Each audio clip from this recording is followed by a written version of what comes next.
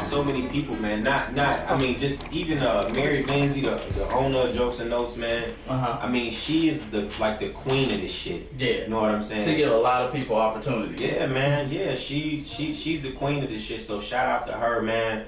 And shit, man. I mean, man. Because people, it's a difference, and people need to realize it. It's a difference between being barbershop funny, and family reunion funny, and being on the stage in front of strangers just expecting you to be funny. Yeah, hell yeah, it is. And people don't realize that. Hell yeah, it is. Anybody can make your cousin laugh, but can you make a motherfucker that's half drunk expecting you to make them laugh? Right, and don't know you. Right, exactly. Don't know, like my mother came last night, and you know, I'm like, you know, don't do that mama shit. You know, like soon as they say my name, you fall out laughing. Like, nah, just you know, I wanna, even though you my mom, like I wanna earn it from you, but. I mean, it was a great show, man, and you know, hey, I'm not no type of comedy genius. You know, right. I talk about regular shit. Right, you got the shirt on, right? Yeah, regular shit, man. That's my campaign. Everyday life situations, man. Regular shit. Like, I love white people that smoke Newports. Ain't no punchline behind it. Right, that's some cool shit. You just automatically feel they cool. You be like, wait a minute. You not smoking a Marlboro? It's a Newport, my nigga. You get the Denzel Washington, my nigga. Exactly. You know, so it's things like that I might talk about or that I might bring to the stage, or again, just kind of everyday life shit. Like I was in the club the other day, met this chick, dancing with her. And I put my hand on her back, and I felt that she had on a body magic and shit. And I'm not mad at body magics. Right. But I'm like, damn, eventually you're going to have to take that motherfucker off. They should make a body magic like them baby t-shirts with the 3 buttons on the onesies. Like the onesie, so you can keep the motherfucker on and keep the illusion going. Exactly. You know what I'm saying? So, you get there, by the time you get to the room, it's too late. Like, you got to go. Yeah. You got to go. But you know, again, man, comedy is fun. It is fun, but it is definitely something that you got to take serious, man. So, and I think a lot of the newer comics that are coming up, you know, looking at comics, maybe like myself, we got like M Dubs, Mike Sam, my homie, shout out B Self, and these cats are on stage, and they make it look so easy. Right. They make it look so easy that you got cats who are at the family reunion like, oh, I could do that shit. Exactly. They make it look easy. It's just not easy to come up with quality jokes. No. It's not. And on top, you got to worry about people stealing your shit too. So. Where the joke leads, man. Yeah. I want to do it, so I'm gonna hire like a bunch of comedians here to do a show on joke thieves. Just call them out. Well, you know what? You know, hey, ain't nobody gonna whoop my ass. But, Exactly. I had went away for a while, man, and it was I had went away. I was gone for about 4 months, and it was a cat by the name of Ant Ward. Ant Ward, you lousy bastard. Okay. I'm gone. I came back. Now, I'm not the one that's gonna say, "Oh, somebody stole my joke," blah blah blah blah. But when you got like 5 of your peers come up to you and say, "Hey, this dude is doing your set," Right. I don't know if the nigga thought I was never getting out of jail, or I don't know what the fuck the nigga thought. Right. But you know, took the shit and ran with it. But you know what? Ant Ward is no more. He said he's no more. Ant Ward is no more. Ant Ward is like a Bloody Mary for comedians. Like, don't say Ant Ward name in the mirror before a show. Turn around and bomb and get hurt. Yeah. Like, damn. Yeah, Ant Ward working at Safeway or something right now. So, but I do gotta say this too. I will say that, you know, like, great minds think alike, and some subjects are so taboo. Like, what comedian doesn't talk about Facebook? Exactly. What comedian doesn't talk about lace front wigs and shit like that? So, right. Excuse me. Some of it is topical. So I'm not gonna say that everybody's gonna touch on the same thing. We all human, and we all kind of a part of this one world now. Right. But when somebody takes your the way you open the joke, the way you set the joke, word for word, try to do your delivery with the joke, that's when it's a problem. And that's what people notice. Right. But as a comic, it won't even really be for me to say something because other comics are going to say, oh man, that's Sean Monroe. Right. You're doing Sean Monroe. And then you eventually you'll alienate yourself and people just won't fuck with you because it's not respected. So exactly. That's it. We're gonna my lady ass co-workers, Paris finally got off the toilet. There we go. And CB finally got his Tevin Campbell tickets. So we're gonna take a quick break and bring them. We're gonna get some more. I'm gonna get something to drink because I need a drink. And we're gonna come right back to the Jay Davis Show with more Sean Monroe. Let's back go to the Jay Davis Show. What the hell was that? I don't know what's going on, but Paris and CB's in the building. What's going Hey. What's up? What's up? I've been here. on? You been here? Yeah. What was you doing? I was right here. I listened to the whole show. So you just sitting here not saying nothing? Yeah, I've been here. Are you happy? Yeah, I Are was you? here too, but you can't even hear me. Hello? I can hear you. You can hear me? Yeah. I can't hear myself. Okay. Paris, we hear you. All right. Well, we back I'll with try Sean to go Monroe. in on Yes. midterm. But real quick, who are some of your top 5 comedians of all time? Man, all time. Of all time. I don't know. Martin Lawrence is you know, not taking nothing away from anybody. I don't know. Martin Lawrence did something for me. I got Martin Lawrence, Eddie Murphy, Richard Pryor, fucking Ellen DeGeneres. Wow. Oh, yeah, Sorry. Ellen. Ellen She's DeGeneres funny. and Paul Mooney, man. Paul Mooney. Like he wrote for all the great. He wrote for Eddie and Richard. Exactly. So, Exactly. Now you want to say new man. Lil Rel is a monster mentor to me. Shout out Lil Rel. Marlon Mitchell is hilarious. yeah. My guy Ballhead, Deion Cole. And I still got to give it up to Marcus Combs, man. That dude is hilarious. Those are my new cats.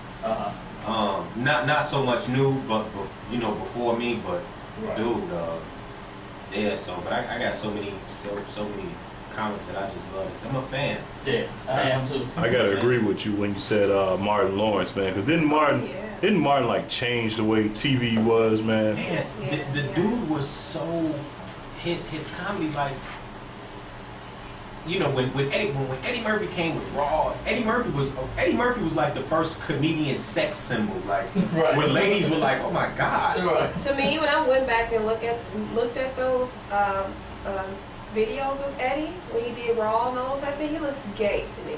And I have nothing against gay people, not at all. But he looked very. It was those signs back in the day. We just didn't pay attention or know any better. But Wait, if you- are you trying to say that Eddie Murphy is gay? I'm not saying, but I'm saying that The he look. looks suspicious. But this is what I'm saying. Remember the beginning of Raw, Let's just say where they were like showing people, and the ladies were like, "Oh my God, Eddie, I love you so much!" Like, Eddie.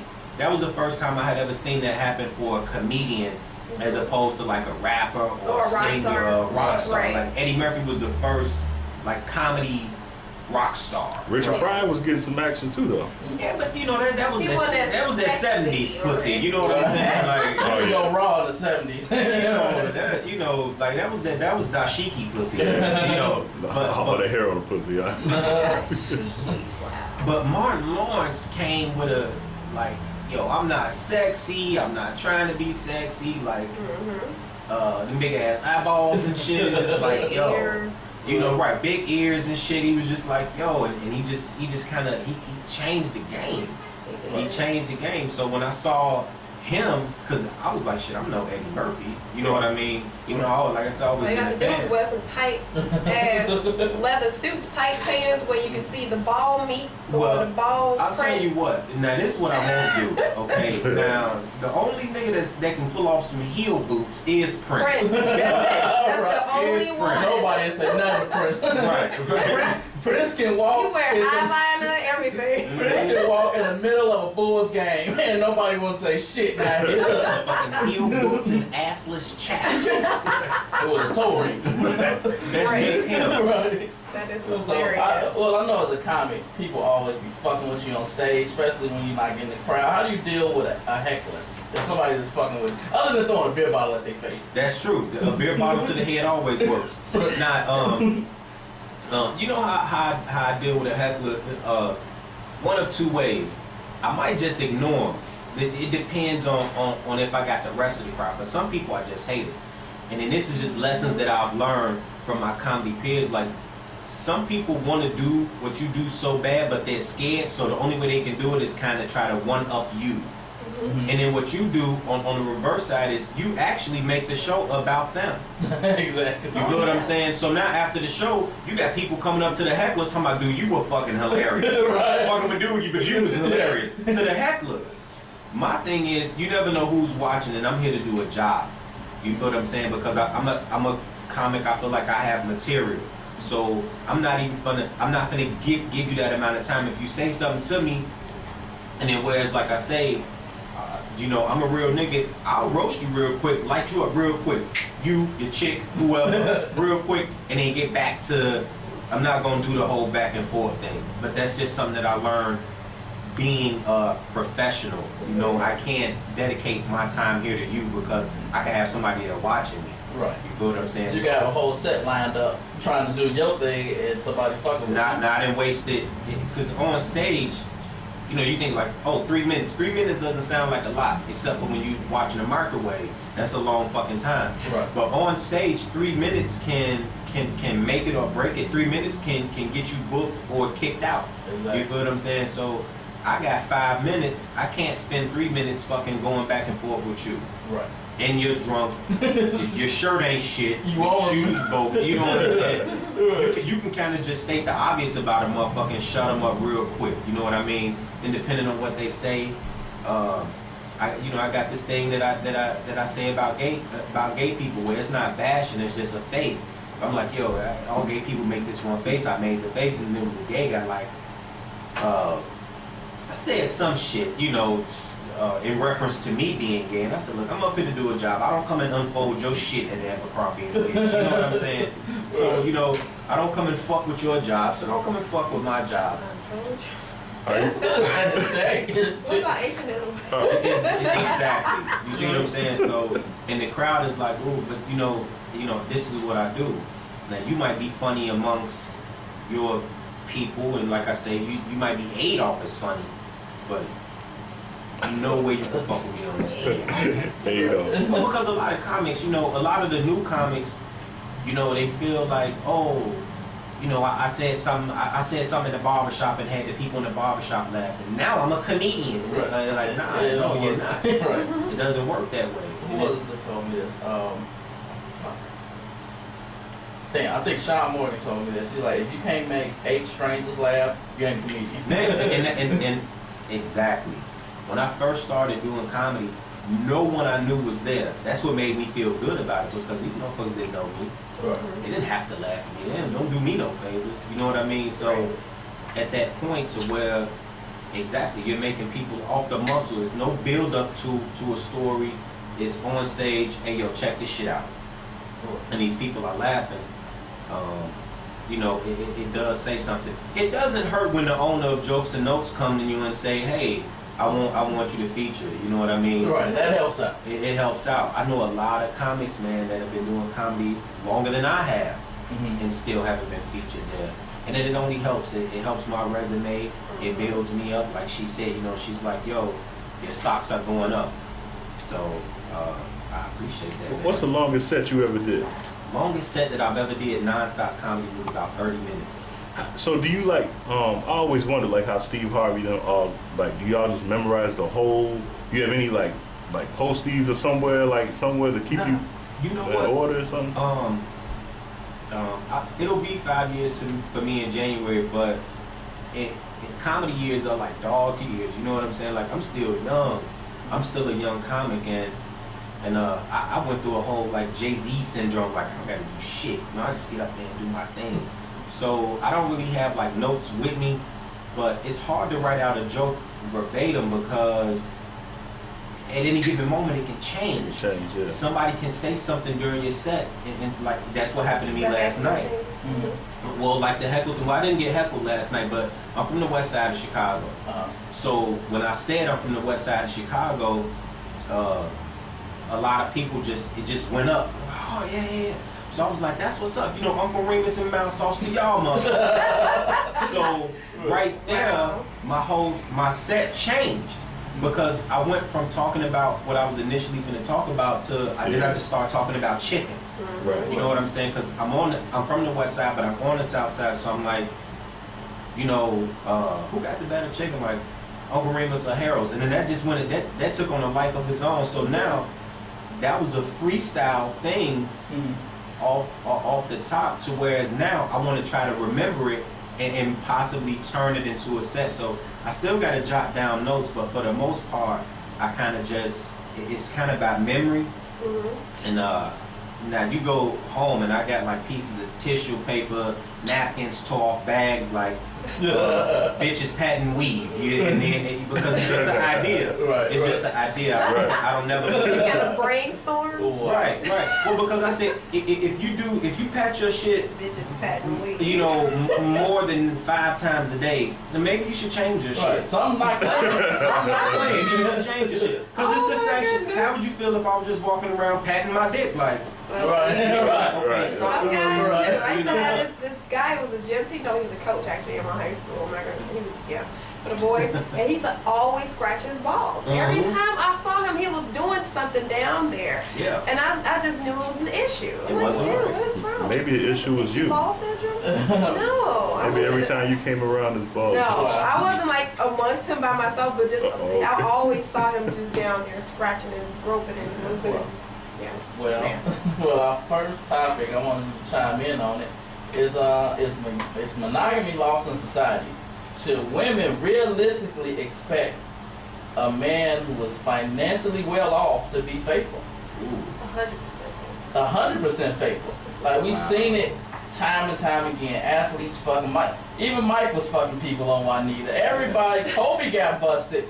Magic brought home the packets to his wife. The packet then somebody said he had gonorrhea too. So that's called a hot pocket when you got AIDS and gonorrhea. That's some Hot pocket. So it's like Tiger Woods. So you said motherfucker got HIV and AIDS. So people women really expect it, or should they just say, you know what, I know you're gonna be fucking people, don't bring me nothing home, period. I mean, you know what, my thing is just like you say, like, athlete, look, I know niggas who, you know, work regular jobs and just dress nice and can't be monogamous. So, the broke ones too. Exactly, the broke ones too. My thing is, I don't think it should be expected. And I say this because I talk to people about relationships all the time, because at any given time that can change. I could be faithful to you for 5 years. But who's to say that one day I might not see Paris and I need to go? That's what happened to Bill. You can tell by Monica Lewinsky that was the last minute decision. Yeah, it's not. Nobody can ever make that promise. It's like, so you want me to promise you that I'll never fuck somebody else again? You want me to promise you that? Now this is my thing. What a lot of guys do is, and what a lot of women do is, they send you on a wild goose chase. People make excuses for shit that they want to do. Right. You see what I'm saying? When you're just ashamed of saying, because think about it. Let's say, Paris, you're in the club, I meet you, say, hey baby, how you doing? Fine. Hey, my name's Sean. You know, I'm interested in you, but I'm fucking 4 other girls. You know what that means? It means that it's a 50-50 chance that I might not get from you what I want. So that's kind of where the lies come in at, because as you get older, you need different shit. Sometimes pussy is kind of the last thing. You know, you got a crib, I need the keys to that. Wow. You know what I'm saying? You got a car, I need the keys to that. Whoa. But now, you might say, okay, Sean, you fucking 4 other girls, I'm gonna fuck you too. That's what we got condoms and shit for. I'm gonna fuck you too because I wanna fuck you. But then I say, hey, Paris, can I get the keys to your apartment? You better get the keys from one of them other 4 bitches. That's who you get the keys from. So that's kind of where that whole thing comes in. That I don't expect anybody don't expect shit from me. Don't expect a fucking thing from me.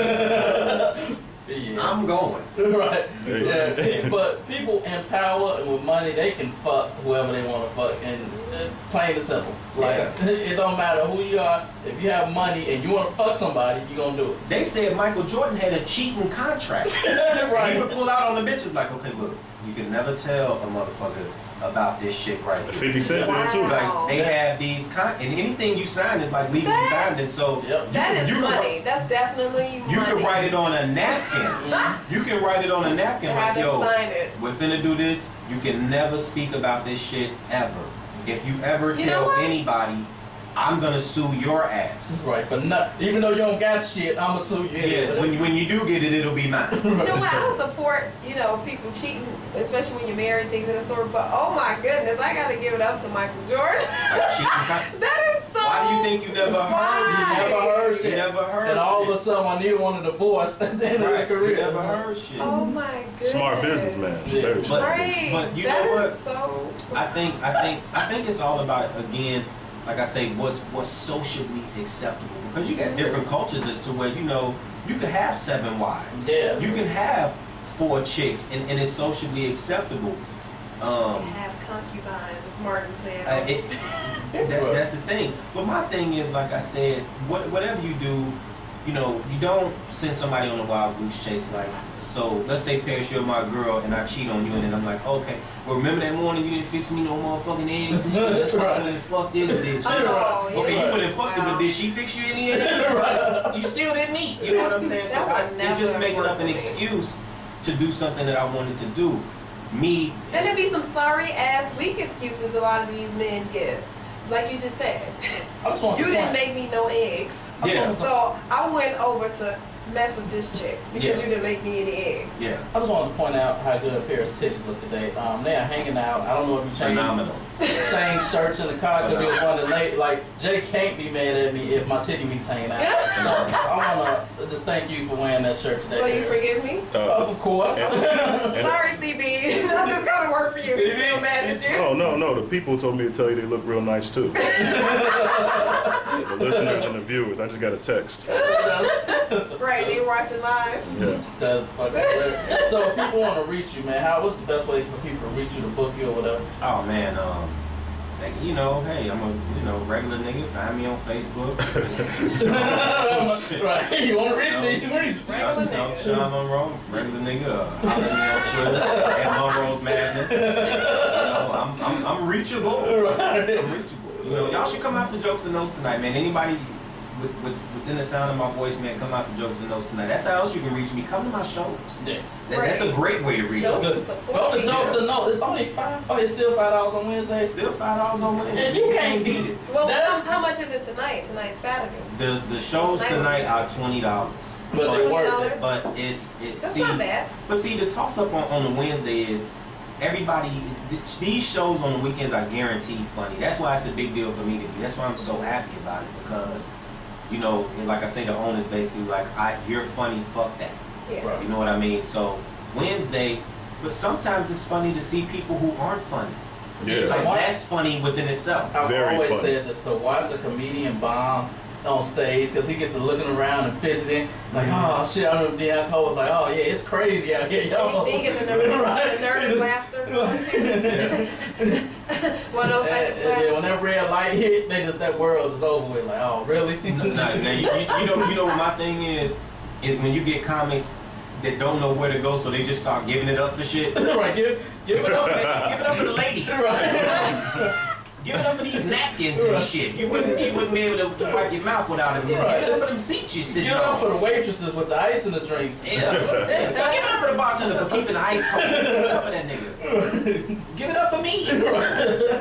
No. So how does it feel? I know you've been working with Don Ski for a while. How does that feel? Because he's one of the bigger promoters in Chicago. Don Ski, man, that's my dude, and it feels great. Don Ski was one of the first people.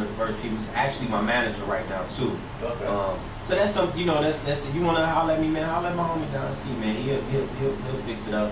But it felt good working with Don Ski. Don Ski was one of the first people to come to me and say, yo, I see something in you, I wanna work with you.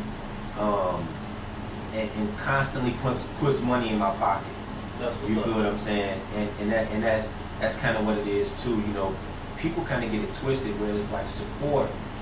You know, when you supporting somebody, you know, you pay them, you give them what they worth. You know what I'm saying? And he's always putting money in my pocket, man. He's a great dude, and he's super fun to hang with, man. Like the nigga's energy is crazy. Like even as a comic, I still have bad days. You know what I mean? And I'll get around him, and the nigga's like, yo, nothing but positive energy. And by the end of the night, I didn't already forgot what I might have been pissed off at. So yeah, big shout out to Don Ski, man. DJ Showtime.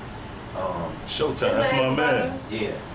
One of the coldest DJs, man. I was spoiled because I would go to clubs and listen to other DJs, and I'd be like, what the fuck? Shit out of here, man. Just put on the Showtime CD. Just act like you spending some shit. Showtime did a lot of work for AAU too. Yeah, he's a core DJ, man, and I wish I would have bought it, man. I actually got my own theme song, man. My homies wrote. Yeah, I heard the theme song. Did you? Nice. You remember me? Oh yeah. We hosted Lord Reigns. Yeah. His album release party, man. My guy Constant. I think he's supposed to be here today. Lord Reigns. Yeah, his manager texted me, says he want to be on the show. All right. And I'm like, all right, you can come by this weekend, let me know. And I didn't hear nothing. So nah, he's a good dude, man, doing his thing. But my homies that did the theme song for me, man.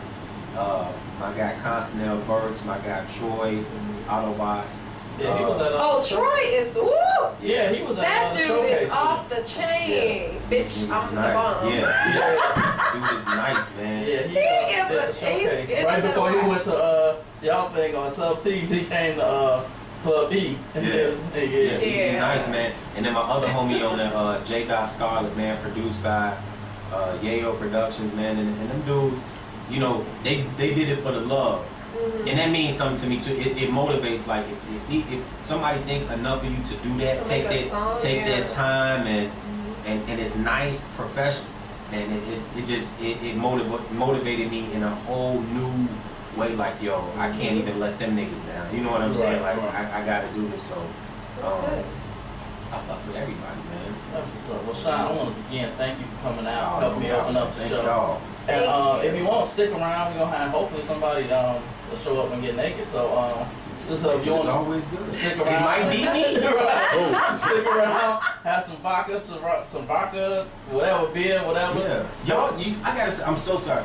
Y'all treat y'all guests good than a mother. We try, man. Sometimes we had chicken wings and everything. Yeah, coconut right. You know, black people like chicken wings and liquor. That's true. Your titties alone were enough. I'm happy. And the people again agree. I want to deep fry them up. Oh my goodness. Mild sauce on them up. Oh my God. Which mild sauce? Harold's or Remus? I'm from Central Monroe, so You're right there where the original is it? Well, you picky about the mild sauce on your titties. That's great. But we're going to take a quick break. We got some more guests in the building, so everybody stay tuned for more of the Jay Davis Show. let's go.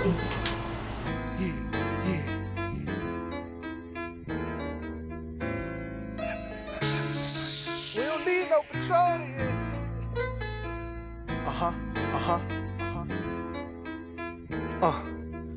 Listen, bright lights, plenty women, bottle out the bottle, so you know the boys spend it.